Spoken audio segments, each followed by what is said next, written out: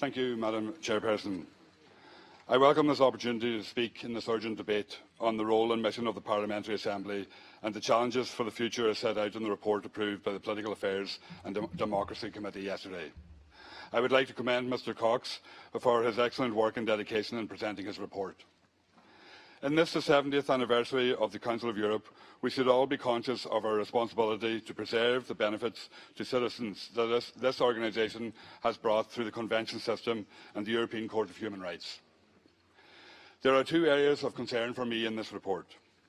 Firstly, the removal of the Russian Federation from the Parliamentary Assembly and the future impact that will have on the work of the Council of Europe. Russia's decision to suspend its payment of its contributions to the budget of the organisation has led to a major budgetary crisis in this organisation, which is a failure to respect the obligations of membership of the Council of Europe. Each member state has obligations to pay its contribution to the budget. Against this context is the right of petition of 140 million Russian citizens to the European Court of Human Rights. Many Russian NGOs have called on the Council not to allow Russia to drift outside the fold and have warned that we should not let the Council of Europe sleepwalk into a situation that could result in new dividing lines around our continent.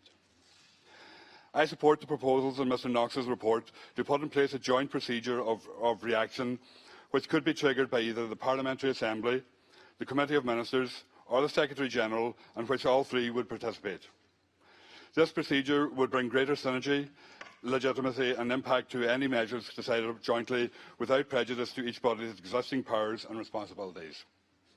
The current system only serves to undermine the credibility of the entire Council of Europe, I believe. It is time for constructive proposals and collective responsibility so that this organisation can engage in a united fashion with the challenges posed by the actions of Russia's occupation of part of eastern Ukraine, while still ensuring the protection of the Convention for all the citizens of our continent. Secondly, I believe is the importance of ensuring that the European Union complements rather than undermines the role of the Council of Europe, and I think that is vitally important for this process. There is a proposal that the EU will duplicate a lot of the roles of both organisations, and that is not necessary, I believe. The Council of Europe provides for the protection of human rights obligations that all members of the EU are signed up to by their membership here in this Parliament. And there is not the need for the EU to duplicate the work of the Council. This could have the effect of undermining the legitimacy of the Council of Europe in the future. I believe that needs to be protected against as well. Thank you. Thank you.